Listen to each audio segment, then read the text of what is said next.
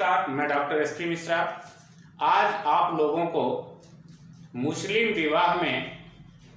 विवाह की आवश्यक शर्तें क्या होंगी उसको मैं आप लोगों को बताना चाह रहा हूँ।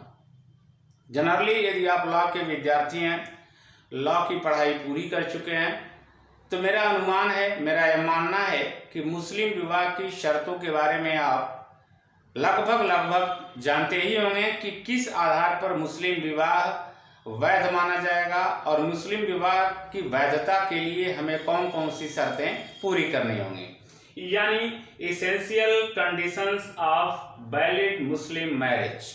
ध्यान दीजिएगा, मैं एक बहुत ट्रिक के समान बता रहा हूं ताकि आपके दिमाग में बैठ जाए कि कैसे मैं इसे डिफाइन कर लूंगा और कैसे किसी चीज को कंप्रेस कर सकता हूं और कैसे किसी चीज को मैं, यदि वह बहुत छोटा है तो कैसे उसको बड़ा कर सकता हूं। एक ट्रिक होता है कि बहुत सामान्य जो 5 पेज लिखना हो, 5 पेज या 6 पेज आपको लिखना हो एग्जामिनेशंस के दौरान में, तो आप उसको बहुत कम, मतलब 6 से 7 लाइन आप मेमोरी में अपने फीड करिए, अपने चिप में भरिए और फिर वहां जाकर के अपने अनुसार उसको कंसाइज करते हुए मैटर को या तो आप एलोबरेट कर दीजिए या यदि वो शॉर्ट है तो शॉर्ट करके उसको कॉपी में या अपने उत्तर पुस्तिका में उसको लिख दीजिए। इसी आधार पे आपको नंबर गेन होगा। मेरा यह 100% मानना है कि यदि आप इधर उधर की बातें उसमें लिखने की कोशिश करेंगे तो पीसीएस जे के एग्जाम में आपको नंबर नहीं मिलेगा। तो देखिए,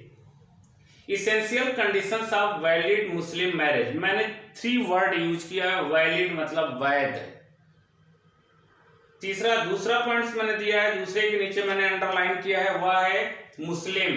ये देखिए ध्यान से, यहाँ है वैलिड और यहाँ वैध और यहाँ लिखा हुआ है मुस्लिम, यानी मुस्लिम कौन होगा। वैधता के बाद तुरंत लगा वैध मुस्लिम विवाह और तीसरा मैंने लिखा है विवाह। अब ध्यान दीजिएगा, मेरा यह मानना है कि आपके सामने 3 क्वेश्चंस राइज होने चाहिए आपके मानसिक पटल पर। पहला, मुस्लिम कौन होता है, मुसलमान किसे कहते हैं, क्या सभी व्यक्ति मुस्लिम मैरिज कर सकते हैं, क्या सभी मुसलमान जो मुसलमान नहीं है वो भी शादी मुस्लिम मैरिज के अधीन या मुस्लिम विवाह के अधीन कर सकते हैं मुस्लिम विवाह की दी गई कंडीशंस के अनुसार या नहीं कर सकते हैं। तो सबसे पहली चीज देखिए कि वर्ड ही लिखा हुआ है मुस्लिम मैरिज, यानी मुस्लिम विवाह, विवाह नहीं मुस्लिम विवाह, यानी एक मुसलमान का विवाह, यानी या तो वो शरीयत या पर्सनल लॉ से अपने गवर्न हो रहा होगा, उसी के बारे में मैं यहाँ बता रहा हूं। यानी वैध मुस्लिम विवाह, यानी मुस्लिम विवाह वैधता, यानी वैध कब होगा।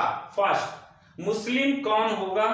सेकंड, मैरिज किसे कहते हैं, मुस्लिम मैरिज क्या होता है। एंड थर्ड, वैलिड वैध मुस्लिम विवाह का अर्थ क्या है। यानी यदि वैलिड पे हम जाते हैं, ध्यान दीजिए, मुस्लिम कौन होगा ये मैं भी अगले लेक्चर में आपको बता दूंगा डिफाइन करके। फिर मैरिज का मतलब क्या होता है, क्यों जरूरी है विवाह का किया जाना मुस्लिम धर्म के अधीन, या विवाह जरूरी नहीं है, यदि विवाह होता है तो क्या इसका रूप होगा, नेचर ऑफ मैरिज क्या होगा। ये सब सारी बातें मैं अलग अलग वीडियो में छोटे छोटे रूप में मैं डाल रहा हूं ताकि आपके दिमाग में वो फीड होता है। ध्यान दीजिए, मैं आप लोग जो बैठे हो, मैं आप लोगों के सामने यह बताना चाह रहा हूं, यह जो मेरा वीडियो है, ये इस वीडियो के माध्यम से मैं जब क्लास लेता रहता हूं तो मेरी वीडियो अपलोड होती रहती है और थोड़ा थोड़ा मैटर मैं डालता हूं ताकि आपके दिमाग में बैठा रहे। देखिए, आप बताइए क्या, देखिए, वैध मुस्लिम विवाह यानी मुस्लिम कौन है। जी जी बिल्कुल, मुस्लिम यानी मुस्लिम धर्म को मानने वाला, धर्म से मुस्लिम यानी मुस्लिम मसलनी, यानी अल्लाह यानी ईश्वर में जो विश्वास करता, अल्लाह में खुदा में जो विश्वास करता वो मुसलमान होगा। बाकी अभी डिफाइन हम करेंगे या अगले वीडियो में आपको बताएंगे, लेकिन सीधे सुनिए, याद करिए। पहला, मुस्लिम यानी मुसलमान किसे कहते हैं। दूसरा पॉइंट होगा मैरिज किसे कहते हैं। तीसरा पॉइंट होगा वैध मैरिज का मतलब क्या होगा, अर्थ क्या होगा। आप ध्यान दीजिए, यदि वैधता को देखते हैं तो ये पॉजिटिव सेंस में दिया गया वैध मुस्लिम विवाह। इसका मतलब लॉ यह कहता है कि किसी चीज की के बारे में पॉजिटिव सेंस दिया हो तो निगेटिव लगा लो, और यदि निगेटिव दिया है तो क्या करोगे आप, पॉजिटिव लगा लो। यानी किसी चीज का धनात्मक चीज दिया गया है, यानी उसके बारे में बहुत बेहतर तरीके से वर्णन किया गया है, तो उसका निगेटिव यदि आपको ढूंढना चाहते हैं तो निगेटिव अर्थ में देखो कि क्या इसमें कुछ खामियां हैं। यदि निगेटिव दिया है तो पॉजिटिव ढूंढ लो। तो यानी प्लस और माइनस ये दोनों साथ में चलता है, प्लस और माइनस दिमाग में हमेशा रखिएगा, प्लस और माइनस साथ में चलता है।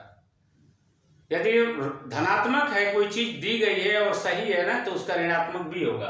तो वैध यानी पॉजिटिव सेंस में दिया। अब इसका निगेटिव सेंस से क्या है, यह कहता है, वैध शब्द कहता है कि कुछ और भी है, और वह है क्या, समथिंग, कुछ है, क्या है, लॉ कहता है क्या है, कहता है अब इसको देखना है आपको, तो काइंड्स ऑफ मैरिज में चले जाओ, बहुत दिमाग में बनाइएगा, बस एकदम सीधा।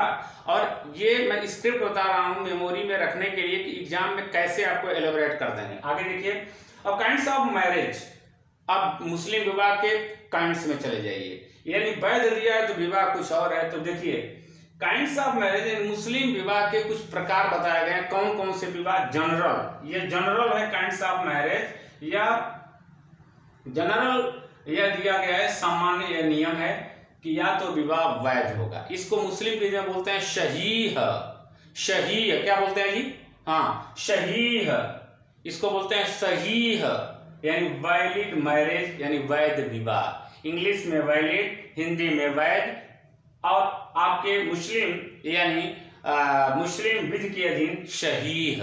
आगे देखिए दूसरा, इर्रेगुलर, अनियमित। अब देखिए अनियमित का मतलब यह होता है ना कि कॉन्ट्रैक्ट एक्ट में जब आप पढ़ोगे तो ये वाइडेबल होता है, शून्यकरणीय, लेकिन यहाँ शून्यकरणीय शब्द नहीं लिखा है, इसलिए मैं यहाँ वर्ड यूज नहीं कर रहा हूँ, शून्यकरणीय लिखा हुआ इर्रेगुलर। इर्रेगुलर का मतलब अनियमित विवाह, यानी इसका मतलब हुआ कि जो वैध विवाह की जो शर्तें थी ना वो पूरी नहीं हुई, और जब पूरी नहीं हुई तो वह इर्रेगुलर हो गया। तो क्या इर्रेगुलर विवाह को मुस्लिम विवाह की जो मेन दो शाखाएं हैं, शिया और सुन्नी, उनमें मान्यता है, सुन्नी भी तो रिकॉग्नाइज करती है। आप लोग दिमाग में बैठा लीजिएगा, आएगा प्री में, सुन्नी विधि में इर्रेगुलर मैरिज को मान्यता दी गई है, लेकिन आप भी ध्यान से सुनिए, ध्यान से इधर उधर मत देखिए, मोबाइल कम देखिए।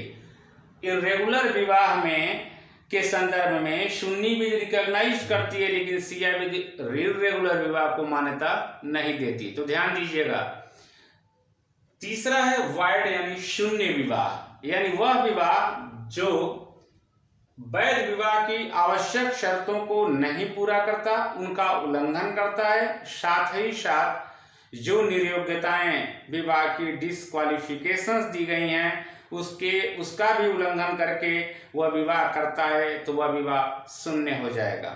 ध्यान दीजिए, धात्रेय संबंध के अधीन जो विवाह होता है, चाहे धात्रेय मतलब फॉस्टरेज, फॉस्टरेज इसको डिफाइन करेंगे आगे कि उसमें यदि विवाह करते हैं तो शिया हो चाहे सुन्नी, वह वाइड होगा। वाइड को बोलते हैं हिंदी में शून्य, और आपका मुस्लिम लॉ में बोलते हैं बातिल। तो कितने विवाह हो गए जी, आप बोलो पहला, हाँ सही है, आप क्या बताइएगा, अनियमित, इर्रेगुलर। तीसरा है बातिल, बातिल मतलब शून्य। अब ध्यान दीजिए, सही विवाह, अनियमित विवाह और बातिल विवाह। सही विवाह और बातिल विवाह को मान्यता कहां दी गई है, शिया विधि में, लेकिन सुन्नी लॉ में सही, अनियमित और बातिल तीनों विवाह को मान्यता दी गई है। तो अब मैं एक बार रिवाइज कर दे रहा हूं, ध्यान दीजिए। Essential conditions of valid Muslim marriage, valid का मतलब मुस्लिम का मतलब मैरिज का मतलब, तीनों की अलग अलग डेफिनेशन हो गई। वैलिड लिखा है तो पॉजिटिव सेंस है, निगेटिव में तीन और चीजें आ गई, वैलिड, इर्रेगुलर और वाइड। इसके अतिरिक्त एक और विवाह है, उसको आप बोलते हो, इसके अतिरिक्त चौथा विवाह है। वो चौथा विवाह है मूता विवाह, मूता मैरिज, मूता विवाह। इसको बोलते हैं मनोरंजन के लिए विवाह। यह अरब कंट्री में मान्यता प्राप्त था, जबकि इसको प्रॉफिट मोहम्मद साहब ने मान्यता प्रदान नहीं की थी। मनोरंजन के लिए विवाह का मतलब यह कुछ समय के लिए, कुछ अवधि के लिए, कुछ टाइम पीरियड के लिए हो सकता है। और मूता विवाह की जो मान्यता थी अरब कंट्री में दी तो गई थी, लेकिन एक तरह से यह देखा जाए तो रिकॉग्नाइज्ड फॉर्म में मूता विवाह नहीं है। ठीक है, बहुत बहुत धन्यवाद। फिर आगे मैं अगले लेक्चर में आपको इसके बारे में बताऊंगा। मेरी वीडियो बराबर आती रहती है, मानस लॉ या मानस PCSJ या SP सर के नाम से। यदि आप यूट्यूब चैनल को आप सब्सक्राइब करते हैं तो यह मेरा मानना है कि Bihar PCSJ, Bihar APO, MP जो भी एग्जाम होंगे मैं आपको कॉन्फिडेंस दे करके बता रहा हूँ, कॉन्फिडेंस में आपको लेकर के बता रहा हूँ कि आज आप मुझसे जुड़ते हैं तो 100% श्योरिटी दे रहा हूँ कि आपका सिलेक्शन होगा। और यदि आपको सिलेक्शन लेना है, आपको परीक्षा उत्तीर्ण करनी है तो मुझसे सीधे जुड़िए। मैं एक घोषणा भी करने जा रहा हूं कि मैं एक नई तकनीक से मैं लॉ पीसीएसजे की तैयारी करने वाले छात्रों के लिए इंग्लिश और हिंदी मीडियम के अलग अलग बैच चलाने की कोशिश कर रहा हूं ताकि दोनों अलग अलग हो जाए। इंग्लिश मीडियम वाले बच्चे इंग्लिश मीडियम के हमारे अध्यापक से, हमारे टीचर से पढ़ेंगे, हमारी जो एक्सपर्ट फैकल्टी होगी, और हिंदी वाले जो लड़के होंगे वे हिंदी वाले से पढ़ेंगे। जो दिक्कतें कहीं भी होंगी उसमें मैं डिस्कशन अलग से कराऊंगा। आपको एक तरीके से मैं क्वेश्चंस अराइज करवाऊंगा, कोई क्वेश्चंस उत्पन्न होंगे आपकी तरफ से, अराइज करेंगे आप, फिर उसका आंसर मेरी तरफ से जाएगा। मैं आपको ये भी बता देना चाहता हूं कि मैं कुछ ही दिनों में पूरे उत्तर प्रदेश, पूरे भारत के लिए उन हिंदी भाषी छात्र के लड़कों के लिए जो गांव से बिलोंग करते हैं, मिनिमम शुल्क पर मैं पूरा का पूरा लॉ जितना भी पेपर है मैं देने की कोशिश कर रहा हूं। बहुत ही जल्दी मैं इसको ऐप पर भी डाउनलोड करके दूंगा, और यदि आप मेरा ऐप डाउनलोड करते हैं तो उसकी निर्धारित फीस होगी बहुत मिनिमम, और आप उससे जुड़ करके अपनी तैयारी पूर्ण कर सकते हैं, घर पे भी बैठ करके, दूर दराज में भी बैठ करके। बहुत बहुत धन्यवाद, नमस्कार।